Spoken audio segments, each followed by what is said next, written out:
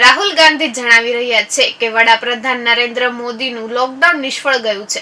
તો સાંભળો તેમને આ ભાઈ સાહેબ શું જવાબ આપી રહ્યા છે। नमस्कार।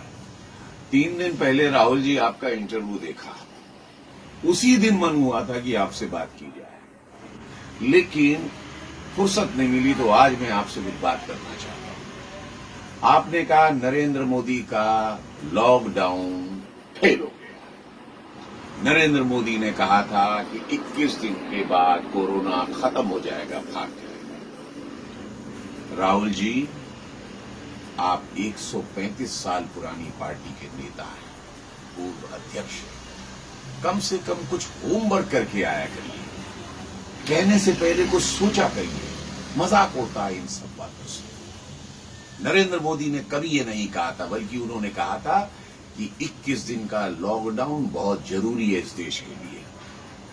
अगर ये लॉकडाउन 21 दिन का नहीं किया गया तो 21 साल देश पीछे चला जाएगा।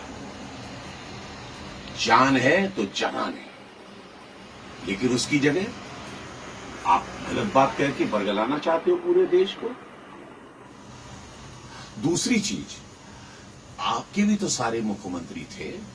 पंजाब के कैप्टन अमरिंदर सिंह हैं, गहलोत जी हैं, या बघेल साहब हैं, या महाराष्ट्र में आपकी जो गठबंधन की सरकार चल रही है, उन्होंने हर बार ये कहा कि नहीं, हमें तो लॉकडाउन को बढ़ाना है।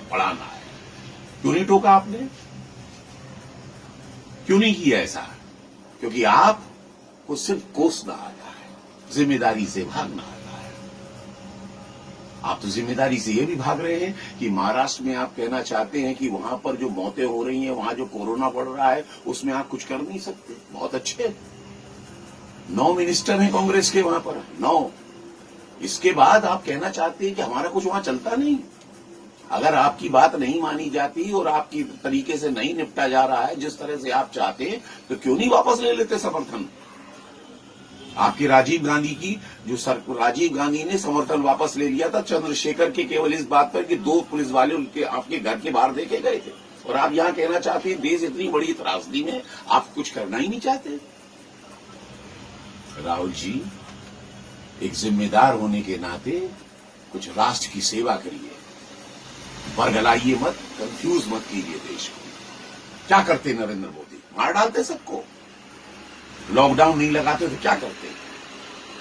क्या आपने यहां इंफ्रास्ट्रक्चर बना के दिया ऐसा जिसके अंदर सारे लोग अगर बीमार हो जाते तो इलाज हो सकता था? 130 करोड़ के देश में आप सब लोगों ने मिलाकर आज तक 3,593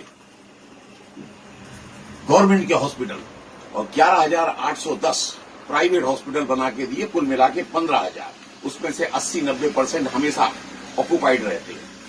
कहां से लाते इतने बिस्तर अगर कोरोना पूरी तरह से फैल गया होता? अमेरिका जैसा कंट्री नहीं निपट पा रहा है, जिसकी 33 करोड़ की आबादी है, जिसके यहां पर 1 लाख से ऊपर ज्यादा मर चुके हैं लोग, 17 लाख लोग वहां पर आज भी बेड पर कोविड-19 से जूझ रहे हैं। Brazil, Italy, Spain, France, Germany, कोई नहीं निपट पा रहा है। और ये सीमित साधनों वाला देश जिसको आप लोगों ने ऐसा बना के छोड़ा था, वो देश आप उम्मीद कर रहे थे कि ये निपट जाएगा? खत्म करवाना चाहते थे यार। 4,800 लोग केवल इस देश के अंदर अभी तक खत्म हुए और 1,65,000 लोग बीमार हुए। इसको आप लॉकडाउन का कंट्रोल नहीं कहेंगे तो क्या कहेंगे? अगर लॉकडाउन नहीं होता तो क्या ये स्थिति रह पाती? लाशों पे चल रहे होते हम।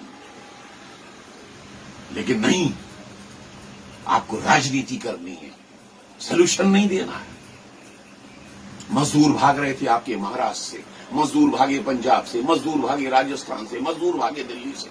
आपने राष्ट्र हित में एक बार भी कहा मजदूर भाइयों जाओ मत, कांग्रेस आपके साथ खड़ी है, आपको सपोर्ट देगी, आपको भोजन देगी, आप रुकिए, राष्ट्र को जरूरत है, फैक्ट्रियों को काम की जरूरत है। कल को आर्थिक स्थिति खराब होगी, देश की कौन जिम्मेदार होगा? आपने एक बार भी कहा होता तो कम से कम समझ में आता कि आप राष्ट्र की चिंता करते हैं।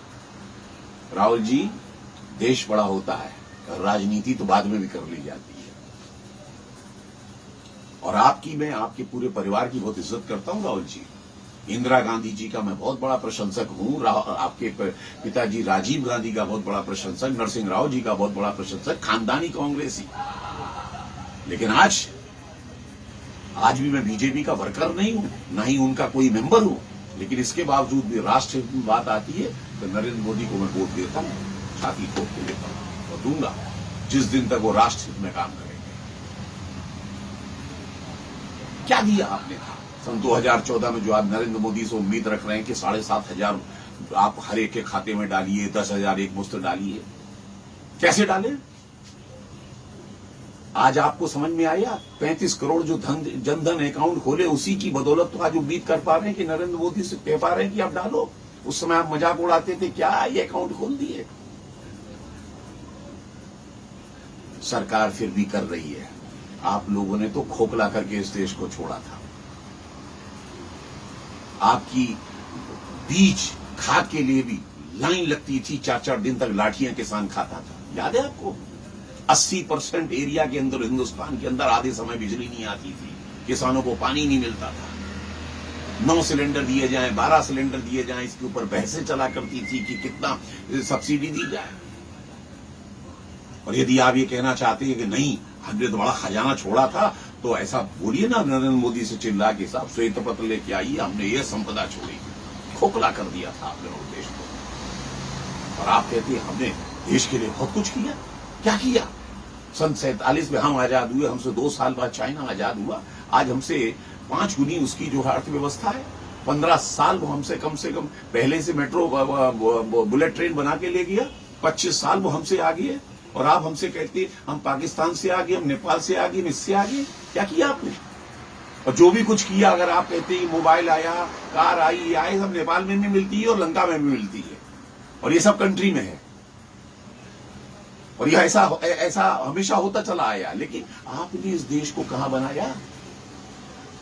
मत करिए इस तरह से क्रिटिसाइज, सकारात्मक राजनीति करिए। राम जन्मभूमि जैसा मुद्दा सुलझाया गया, आपसे एक बधाई नहीं निकली।